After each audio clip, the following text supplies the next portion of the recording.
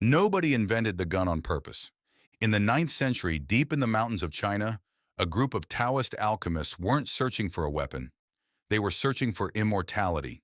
They believed the perfect combination of minerals could create an elixir that would let humans live forever. So they spent years mixing strange ingredients, heating mysterious powders, and following ancient recipes passed down through generations. Then one experiment went horribly wrong. A mixture of saltpeter, charcoal, and sulfur suddenly erupted in a violent explosion, filling the room with fire, smoke, and panic. Instead of discovering eternal life, they had accidentally created the most influential military technology in human history. The irony was almost unbelievable. The people who would change warfare forever never intended to build a weapon at all. Yet that single mistake eventually led to fire lances, hand cannons, muskets, modern firearms, and centuries of wars that reshaped civilizations across the world. So how did one failed search for immortality become the invention that changed human history forever? The answer begins with an accident. The strange mixture they had created became known as huo yao, or fire medicine. The name itself revealed just how little they understood what they had discovered. It wasn't called a weapon. It wasn't called an explosive. It was simply another failed medicine that happened to burn far more violently than anyone expected. Early records describe scorched beards, burned clothing, and workshops damaged by unexpected explosions. Those accidents were embarrassing at the time, but they marked the beginning of one of humanity's greatest technological revolutions. What those alchemists had accidentally created was the world's first gunpowder. Its basic formula was surprisingly simple: potassium nitrate, charcoal, and sulfur. Potassium nitrate acted as an oxidizer, rapidly releasing oxygen when heated. Charcoal served as the fuel, while sulfur helped the mixture ignite more easily and burn more consistently. The result was a reaction that produced an enormous volume of expanding gas in a fraction of a second. That expanding gas would eventually become the force behind every cannon, every musket, every rifle, and every firearm ever built. But at first, nobody imagined using it to kill. Instead, gunpowder became entertainment. It lit up religious festivals with brilliant fireworks, created smoke for ceremonies, and amazed crowds with loud explosions that felt almost magical. For generations, ordinary people saw gunpowder as something beautiful rather than dangerous. That would soon change. Everything changed during the Song dynasty. Military commanders watched the strange fire medicine used in festivals and ceremonies and began asking a simple question: what if this could be used against an enemy? Their first solution was surprisingly simple. They took an ordinary bamboo tube, packed it with gunpowder, tied it to the end of a spear, and created what became known as the fire lance. By itself, the weapon wasn't especially deadly. It couldn't fire bullets, and it wasn't designed to replace a spear. Instead, it blasted a sudden stream of fire, smoke, sparks, and burning debris directly into the faces of nearby enemies. Imagine standing on a medieval battlefield where every soldier carried swords and spears, and suddenly someone unleashed fire itself. The physical damage was dangerous, but the psychological impact was even greater. Soldiers had never seen anything like it. During the Siege of Daon in 1132, defenders used fire lances against attackers climbing the city walls. Contemporary accounts suggest the weapon worked exactly as intended. The flames forced attackers backward, broke their formations, and spread panic among troops who had no idea how to fight an enemy capable of projecting fire. It wasn't the first true gun, but it proved something far more important. Gunpowder could win battles, and once that lesson was learned, there was no turning back. Once the fire lance proved its value, inventors immediately began improving it. The first upgrade was almost obvious. Instead of filling the bamboo tube with nothing but gunpowder, they added small stones, metal fragments, and pieces of broken pottery. Now the explosion didn't just create fire, it launched deadly projectiles. For the first time, people realized that expanding gas could do more than frighten an enemy.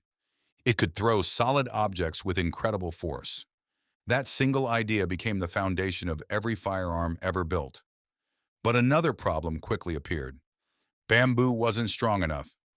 As gunpowder mixtures became more powerful, the tubes often split apart or exploded in the hands of the soldiers using them. A weapon that could kill its own owner was hardly reliable. So Chinese craftsmen searched for a stronger material. Their answer was bronze. Unlike bamboo, a cast bronze barrel could contain far greater pressure without bursting apart. That one improvement changed everything. The fire lance slowly evolved into something entirely new. A metal tube capable of launching a single projectile farther, faster, and with far greater force than ever before. The hand cannon had arrived. By the 13th century, these primitive firearms were already appearing on Chinese battlefields. They were slow to reload, difficult to aim, and far less accurate than modern guns. But none of that mattered. For the first time in history, a handheld weapon could use controlled explosions to fire a projectile toward an enemy. Humanity had crossed a technological line it would never cross back. But the gun still hadn't reached the people who would change warfare forever. Yet China wouldn't keep this invention to itself for long. A new empire was about to carry gunpowder across the world. Gunpowder might have been invented in China, but it became a global technology because of the Mongols. During the 13th century, Mongol armies swept across Asia, conquering kingdoms at a speed the world had never seen before. As they invaded northern China, they encountered gunpowder weapons during brutal sieges. Instead of simply fighting against this strange new technology, they adopted it. That decision changed history. Wherever the Mongols expanded, gunpowder traveled with them. Cities fell, empires collapsed, and with every new campaign, knowledge spread farther west. Within only a few generations, an invention born in a Chinese alchemy workshop had reached Central Asia, the Islamic world, and eventually Europe. Historians often describe this as one of history's greatest technology transfers. Trade certainly helped, but conquest moved the technology much faster. The Mongol Empire became an accidental highway carrying gunpowder across an entire continent. Yet the technology itself never stopped evolving. Chinese engineers were already experimenting with entirely new weapons. Some used exploding bombs, others launched fire arrows, and perhaps most remarkably, they even created some of the world's earliest rockets. That single discovery made centuries earlier was no longer creating just one invention. It was creating an entire family of weapons. One branch would become the firearm. Another would eventually lead to modern rockets. Both traced their origins back to the same failed search for immortality. Europe was next. By the late 13th century, gunpowder had finally reached Europe. The invention itself wasn't new anymore, but the way Europeans developed it would change warfare forever. Early hand cannons were crude.